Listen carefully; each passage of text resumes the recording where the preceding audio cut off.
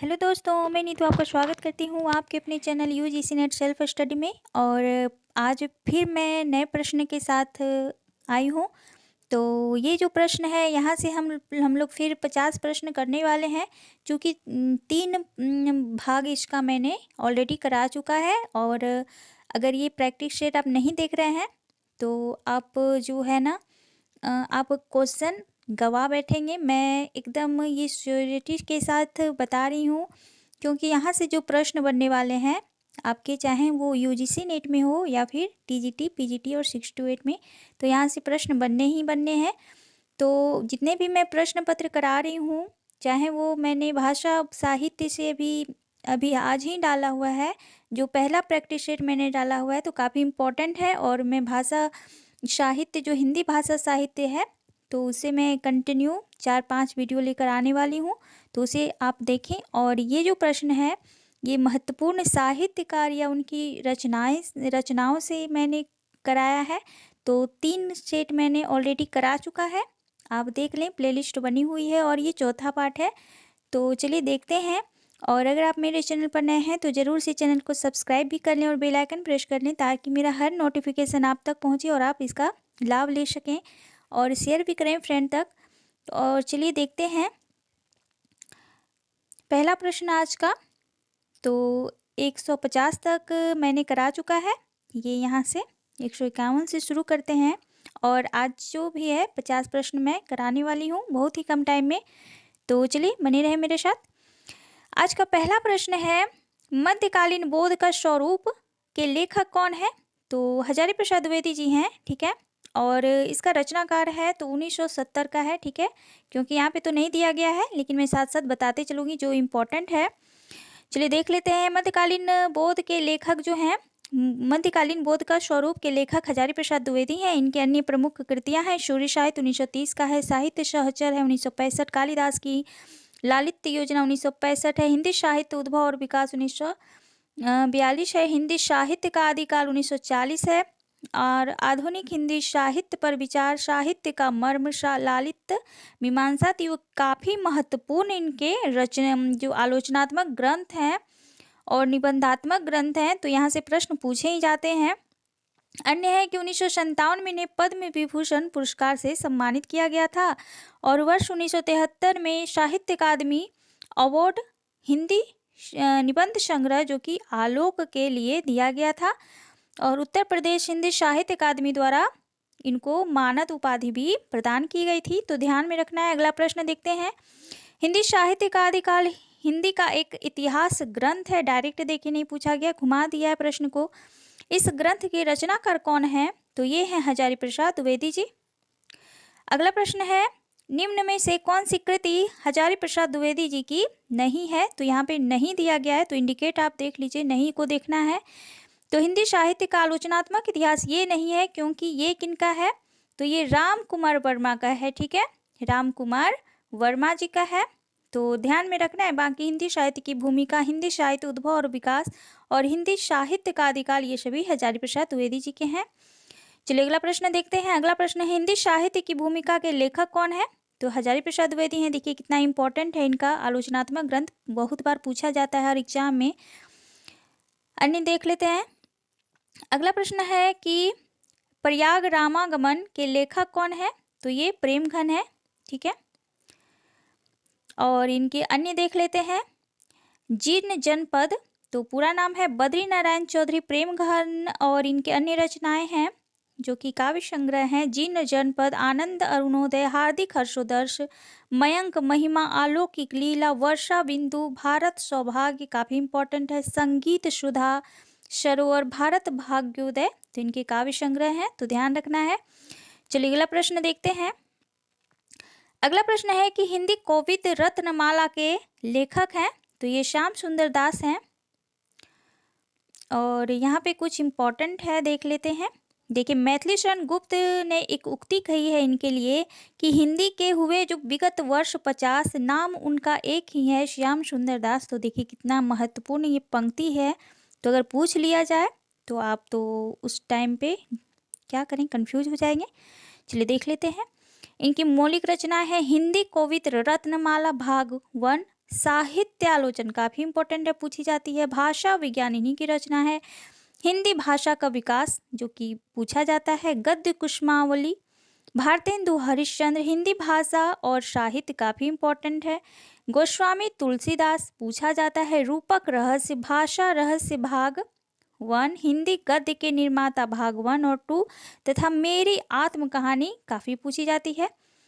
और संपादित ग्रंथ इनके हैं चंद्रावली तथा नासिकेत उपाख्यान, छत्र प्रकाश, रामचरितमानस, पृथ्वीराज रासो, हिंदी वैज्ञानिक कोश, वनिता विनोद, इंद्रावती, शकुंतला नाटक, हमीर रासो, हिंदी शब्द सागर, ये काफी इंपॉर्टेंट है, पूछा जाता है। हमीर रासो भी पूछा जाता है। मेघदूत, दीनदयाल गिरी ग्रंथावली, परमाल रासो, सरस्वती, अशोक की धर्मलिपियां, रानी केतकी की कहानी, भारतेंदु नाटकावली, कबीर ग्रंथावली, नागरी प्रचारणी पत्रिका, रत्नाकर सतसई सप्तक, त्रिधारा मनोरंजन पुस्तक माला। और चलिए ये उतना इम्पोर्टेंट नहीं है, सिर्फ उनका आप रचनात्मक जो है ना आलोचनात्मक पुस्तक को ध्यान में रखना है। चलिए अगला है हिंदी शब्द सागर संपादित ग्रंथ है, अभी देखा हमने श्याम सुंदर दास जी का है। अगला प्रश्न है कि साहित्यालोचन कृति के रचनाकार हैं, तो ये श्याम सुंदर दास है। अगला प्रश्न है कि पुरानी हिंदी ग्रंथ के लेखक कौन है, तो ये चंद्रधर शर्मा गुलेरी। और इनके कुछ देख लेते हैं महत्वपूर्ण, तो यहाँ पे नहीं है, यहाँ पे देखिए शेषुनाग की मूर्तियाँ, देवकुल, पुरानी हिंदी और संगीत, कछुआ धर्म पूछी जाती है, आँख, मारिशु मोही कुठाव जैसे निबंध पर उन्होंने उनकी विद्वता यहाँ पे अमित शार्प छोड़ी है, तो ध्यान रखना है। बाकी समालोचक के ये पत्र के संपादक हैं, 1903 में जो जयपुर से निकलता था, तो ये यहाँ से पूछा जाता है, तो यहाँ से इतना इम्पोर्टेंट है, बाकी नहीं है। अगला है कि पुरानी हिंदी ग्रंथ के लेखक हैं, तो चंद्रधर शर्मा गुलेरी हैं। अगला प्रश्न है कि निम्नलिखित में से विद्यानिवास मिश्र की कृति नहीं है, तो नहीं पूछा गया है, तो तुम चंदन हम पानी, मेरे राम का मुकुट भीग रहा है, रस आखेटक, शिरीष की याद आई, तो यहाँ पे रस आखेटक नहीं है क्योंकि ये कुबेर नाथ का है, ठीक है। बाकी बात तुम चंदन हम पानी 1957 का है, मेरे राम का मुकुट भीग रहा है 1974 का है, शिरीष की याद आई 1995 का है, ठीक है। चलिए अगला प्रश्न देखते हैं। अगला प्रश्न है कि आचार्य नंद दुलारी वाजपेयी को सौष्ठववादी आलोचक किसने कहा है, तो डॉक्टर भागवत स्वरूप मिश्र ने कहा है, तो ध्यान रखना है। अगला प्रश्न है कि हिंदी आलोचना से संबंधित पहली पुस्तक कौन सी थी, जो कि हिंदी आलोचना से संबंधित है, तो वो है कालिदास, हिंदी कालिदास आलोचना, जो कि महावीर प्रसाद द्विवेदी द्वारा रचित है। और ये जो थे द्वितीय उत्थान माना गया है कब से कब तक, तो 1893 से 1918। पूछा जाता है कि रामचंद्र शुक्ल जी ने द्वितीय उत्थान का टाइम पीरियड कब माना है, तो ये ध्यान रखना है आपको। चलिए अगला प्रश्न देखते हैं कि यदि मैं कमायनी लिखता इस समीक्षात्मक ग्रंथ के लेखक हैं, तो ये कौन अपना लेख के जरिए अपनी बात को रख रहे हैं, तो वो सुमित्रा नंदन पंत कहते हैं कि यदि मैं कमायनी लिखता, तो एक तरह से वो अपना बता रहे हैं कि मैं लिखता तो कमायनी कैसा होता और कैसा लिखता, तो यही है। चलिए अगला प्रश्न है महाकवि सूरदास किसकी आलोच्य कृति है, तो किसकी है, तो ये है आचार्य नंद दुलारे वाजपेयी की, सी ऑप्शन आपका राइट होगा। और अन्य देख लेते हैं इनके, क्योंकि इम्पोर्टेंट है नंद दुलारे वाजपेयी। सूरदास की आलोचना में वाजपेयी जी लिखते हैं कि स्थिति विशेष का पूरा दिग्दर्शन भी करें, घटना कर्म का आभास भी दें और साथ ही समुन्नत कोटि के रूप सौंदर्य और भाव सौंदर्य की परिपूर्ण झलक भी दिखते जाएं, यह विशेषता हमें कवि सूरदास में मिलती है, तो ये कोटेशन को ध्यान में रखना है, पूछा जा सकता है, इंपॉर्टेंट है। इनकी अन्य प्रमुख कृतियां हैं हिंदी साहित्य 20वीं शताब्दी की भूमिका, आधुनिक साहित्य की भूमिका, नया साहित्य, नए प्रश्न, समाज और साहित्य, साहित्य और सामाजिक जीवन, नई कविता, 1973 की नई कविता, रस सिद्धांत, साहित्य का आधुनिक युग और आधुनिक साहित्य सृजन और समीक्षा, रीति और शैली, जो कि 1977 है, 1979 है। और देख लेते हैं अन्य फैक्ट। नंद दुलारी वाजपेयी ने सूर प्रसाद, निराला और पंत आदि की व्यवहारिक समीक्षाएं प्रस्तुत की है। वाजपेयी जी की मान्यताएं प्रसाद से प्रभावित है। प्रसाद की सौष्ठववादी, प्रसाद की सौष्ठववादी, प्रसाद की रसवादी, आनंदवादी कलाकार थे, तो वाजपेयी जी भी रसवादी समीक्षक हैं। तो इस तरह प्रभावित हैं जयशंकर प्रसाद से। पंत जी और पल्लव शीर्षक से इनमें से किस साहित्यकार ने प्रसिद्ध समीक्षा लिखी है? तो वो लिखी है निराला जी ने। हाँ, निराला जी ने लिखी है। अगला प्रश्न देखते हैं कि जायसी नामक समीक्षा कृति के लेखक हैं, तो विजय देवनारायण शाही हैं। 1881 की रचना है ये। और इनकी अन्य देख लेते हैं, मछली घर है, साखी है, संवाद तुमसे, आवाज हमारी जाएगी, इनके कविता संग्रह हैं। ये आलोचना एवं नई कविता पत्रिकाओं के संपादक मंडल में भी शामिल थे। और ये तीसरे सप्तक के चर्चित प्रयोगवादी कवि हैं। कौन? तो विजय देवनारायण शाही। तो ध्यान रखना है। उर्मिला किसका प्रबंध काव्य है? तो ये बालकृष्ण शर्मा नवीन जी का है। अगला प्रश्न है, यहाँ पे कुछ देख लेते हैं फैक्ट। तो मैथिली शरण गुप्त तथा बालकृष्ण शर्मा नवीन दोनों ने उर्मिला शीर्षक प्रबंध काव्य लिखकर उपेक्षिता उर्मिला के चरित्र को विशेष रूप से उभारा है। नवीन के अन्य काव्य ग्रंथ हैं अपलक, रश्मि रेखा, क्वाशी, हम विश्वाई जन्म के। और बालकृष्ण शर्मा नवीन ने प्रभा और प्रताप का भी संपादन किया है। तो दो पत्रिकाओं को ध्यान में रखना है आपको। कुमकुम 1939 इनका पहला कविता संग्रह है, तो ध्यान रखना है। चलिए अगला प्रश्न देखते हैं। हम विश्वाई जन्म के काव्य कृति के रचनाकार कौन है? तो ये बालकृष्ण शर्मा नवीन है। अगला प्रश्न है कि नूरजहां प्रबंध काव्य के रचयिता हैं, कौन है? तो गुरुभक्त सिंह है।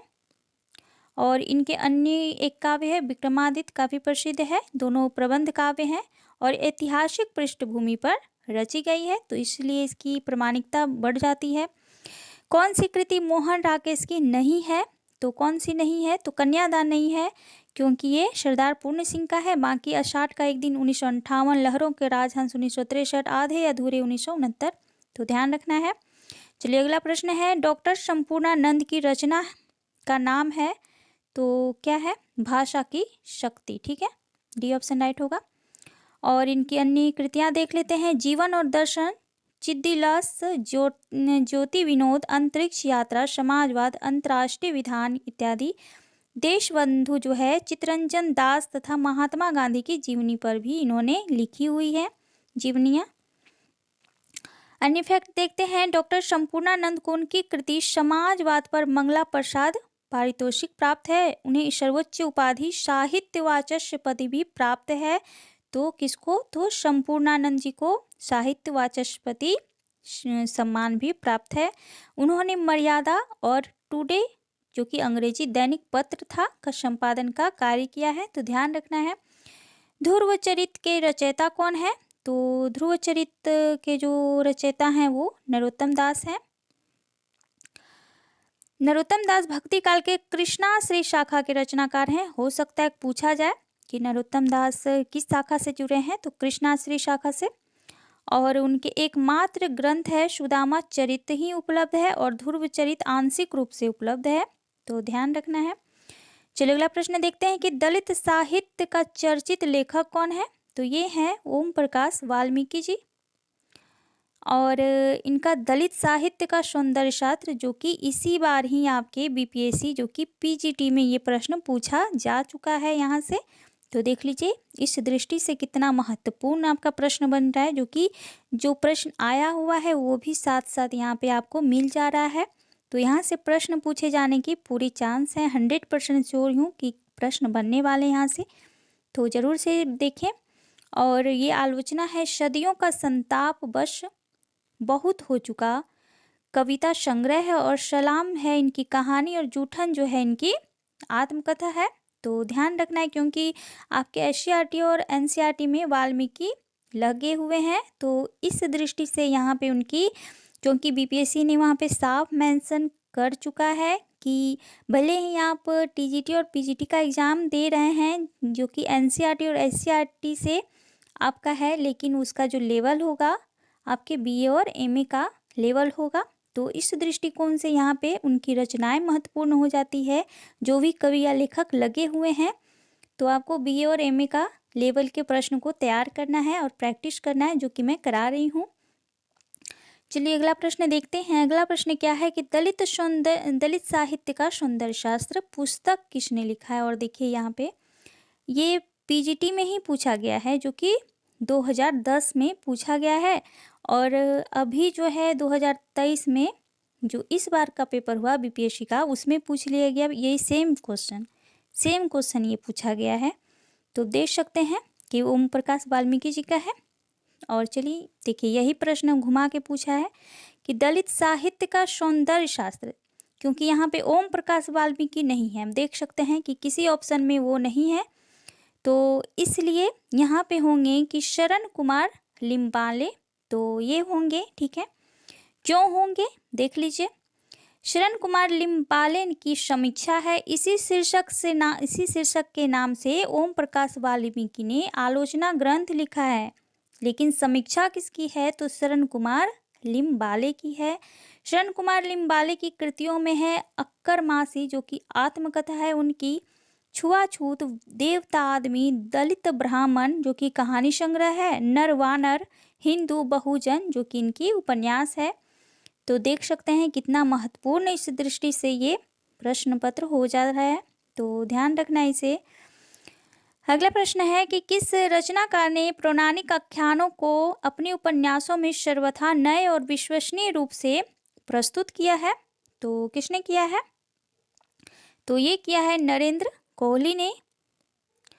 और देख लेते हैं, नरेंद्र कोहली ने दीक्षा, अवसर, संघर्ष की और युद्ध नामक उपन्यासों के माध्यम से राम कथा को वर्तमान परिप्रेक्ष्य में आख्यायित करने का उल्लेखनीय प्रयास किया है।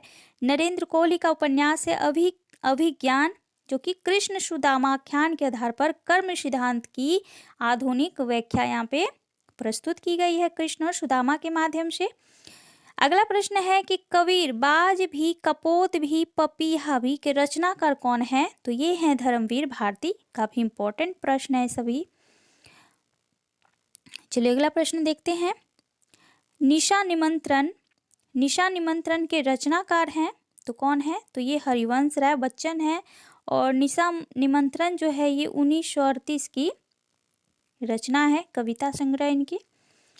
चलिए अन्य देख लेते हैं। अमन का राग के लेखक कौन है तो ये हैं अमन का राग जो है शमशेर बहादुर सिंह की रचना है, और यह एक कालजयी कविता है। इसका प्रकाशन 1952 ईस्वी में हुआ है। मौर्य विजय किसकी रचना है तो मौर्य विजय जो है ये है सियाराम शरण गुप्त की रचना है, क्योंकि यहाँ पे देखिए श्याम नारायण पांडे भी है, तो कन्फ्यूजन के लिए दे दिया है एक ही जैसा नाम, तो ध्यान रखना है। चलिए अन्य देख लेते हैं इनकी रचनाएं। अनार्थ है, आद्रा है, विषाद है, दुर्वादल है, बापू है, आत्मोत्सर्ग है, मृणाली है, नकुल है, सुनंदा है और गोपिका है, तो ये भी ध्यान में रखना है। और मौर्य विजय जो है वो 1914 की रचना है। चलिए अगला प्रश्न है कि हल्दी घाटी वीर रस प्रधान प्रबंध काव्य है, किसका है तो श्याम नारायण पांडे जी का है।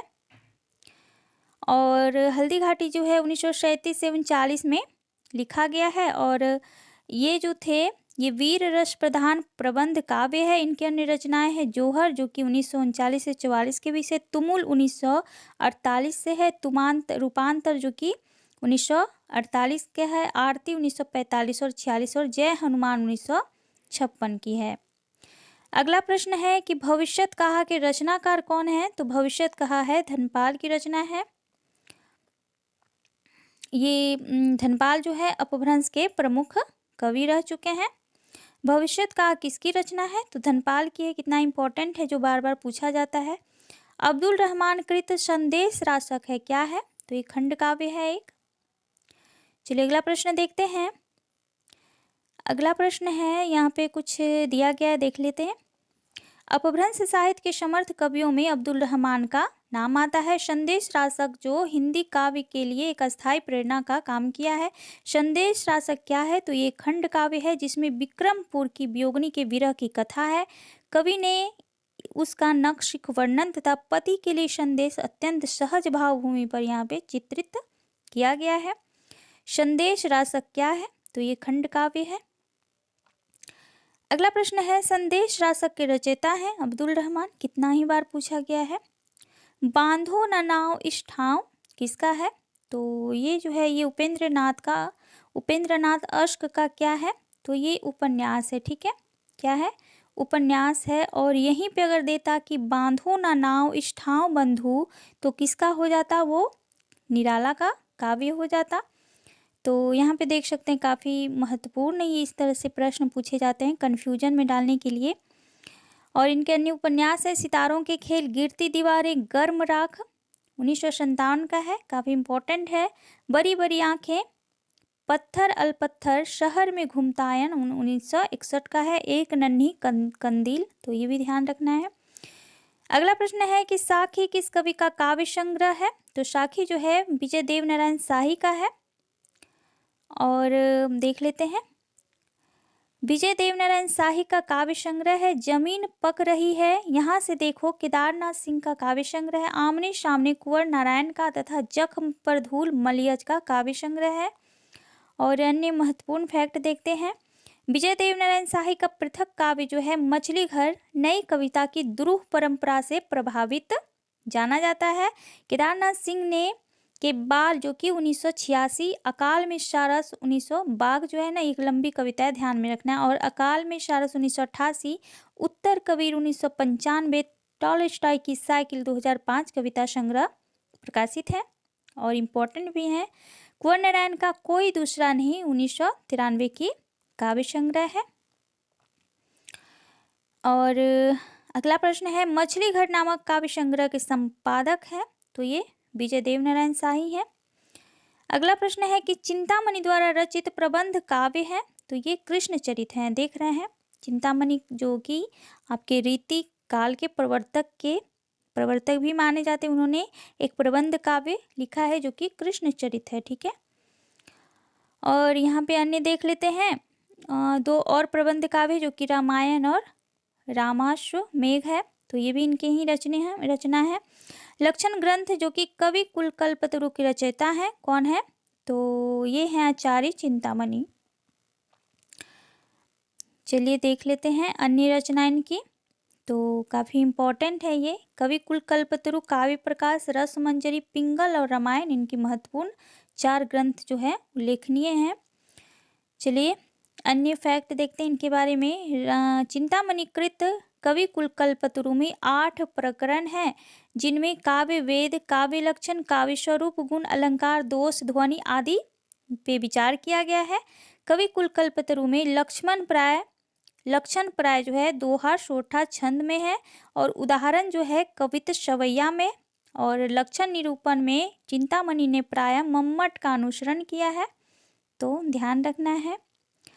सबसे बड़ा सिपहिया के रचनाकार हैं? तो ये वीरेंद्र जैन है। अगला प्रश्न देखते हैं। अगला प्रश्न है, तो यहाँ पे उनकी कुछ रचनाएं देख लेते हैं। मुक्ति दूत है, सुख फरोश है, हास्य कथा बतीसी। मुक्ति दूत भारतीय ज्ञानपीठ के मूर्ति देवी पुरस्कार से सम्मानित है, मुक्ति दूत, ठीक है। अगला प्रश्न है कि सीता को प्रधानता देकर लिखा गया काव्य कौन सा? सीतायन के रचयिता कौन है? तो ये हैं रामप्रिया शरण, ठीक है, रामप्रिया शरण। और रामचरित मानस के ढंग पर 7 कांडों में सीता का चरित्र यहाँ पे अंकित किया गया है। भाषा, अवधि तथा छंद जो है दोहा चौपाई में ये लिखी गई है। राम रक्षा स्रोत रचना के लेखक हैं? तो ये हैं रामानंद। और अन्य देख लेते हैं इनके। वैष्णव मताब भास्कर और रामार्जुन पद्धति इनके सुप्रसिद्ध ग्रंथ हैं। रामानंदी संप्रदाय को रामानुज संप्रदाय से पृथक सिद्ध करने के लिए ब्रह्मसूत्र और गीता पर इनके नाम से भाष्यों का जो है प्रचार किया गया है। अगला प्रश्न है कि उपदेश रसायन के रचयिता है, तो ये है जिनदत्त सूरी। और जिनदत्त सूरी का है उपदेश रसायन रास इस दृष्टि से उल्लेखनीय है कि 80 पद्यों का नित्य गीत काव्य रास लीला के उस मूल रूप की ओर ले जाता है, जिसमें हिंदी के आदिकालीन रासो काव्य लिखे होंगे और बाद में विकसित होकर अज्ञेय बन गए होंगे। तो ये 12वीं शताब्दी की रचना है। चलिए अगला प्रश्न है कि संशय की एक रात के लेखक कौन है, तो ये है नरेश मेहता। और इनका अन्य देख लेते हैं। वन पाखी सुने बोलने दो चीर को मेरा समर्पित एकांत, तो ये भी काफ़ी इंपॉर्टेंट है, ध्यान रखना है। और ये जो है एक लंबी कविता है, ठीक है। संशय की एक रात नरेश मेहता की यह नाटक शैली में लिखी गई लंबी कविता है, ये ध्यान में रखना है क्योंकि पूछा जाता है। चलिए अगला प्रश्न देखते हैं। अगला प्रश्न है कि आकाश गंगा काव्य संग्रह है, तो ये राम कुमार वर्मा जी का है। और देख लेते हैं अन्य इनके। अंजलि है, अभिशाप है, रूप राशि है, चित्र रेखा है, ठीक है। एक चित्र रेखा है जो कि भगवती चरण वर्मा का है, और यहाँ पे चित्र रेखा इनका है। चंद्र किरण है, एक लव्य है, ठीक है। हिमहास है, निशीथ है, जौहर तथा चित्तौड़ की चिंता आदि इनके प्रमुख कविता संग्रह हैं। अन्य प्रश्न है कि निम्नलिखित में से किस कृति के रचनाकार दुष्यंत कुमार हैं, तो साय में धूप है, बाकी बात है, अपनी केवलधार अरुण कमल का है, खूंटियों पर टंगे लोग सर्वेश्वर दास सक्सेना और युग धारा जो है ये नागार्जुन का है। तो साथ साथ चारों ऑप्शन पर मैंने बात किया। साय में धूप जो है गजल संग्रह काव्य कृति के रचनाकार दुष्यंत कुमार हैं, और दुष्यंत कुमार आपके एनसीईआरटी और एससीईआरटी में भी लगे हुए हैं। और इनकी प्रमुख रचनाएं हैं सूर्य का स्वागत, आवाज के घेरे, जलते हुए, वन का वसंत, सभी कविता संग्रह हैं। एक कंठ विस्फाई ये नाटिका शैली में लिखी गई है, तो ध्यान रखना है। साय में धूप काव्य कृति के रचयिता कौन है, तो दुष्यंत कुमार है। तो आज का ये टॉपिक यहाँ पे समाप्त होता है। आज भी मैंने 50 प्रश्न करवाया जो काफ़ी इम्पॉर्टेंट है और आपके आगामी एग्जाम में पूछे ही जाने वाले हैं। यहाँ से प्रश्न बनेंगे ही बनेंगे, तो इसे बिल्कुल भी स्किप ना करें, पूरी वीडियो को देखें। और अगर आप नए हैं तो ज़रूर से चैनल को सब्सक्राइब कर दें, शेयर भी करें अपने फ्रेंड तक और लाइक भी करें। चलिए थैंक यू सो मच, पढ़ते रहें, बने रहें मेरे साथ। चलिए थैंक यू सो मच।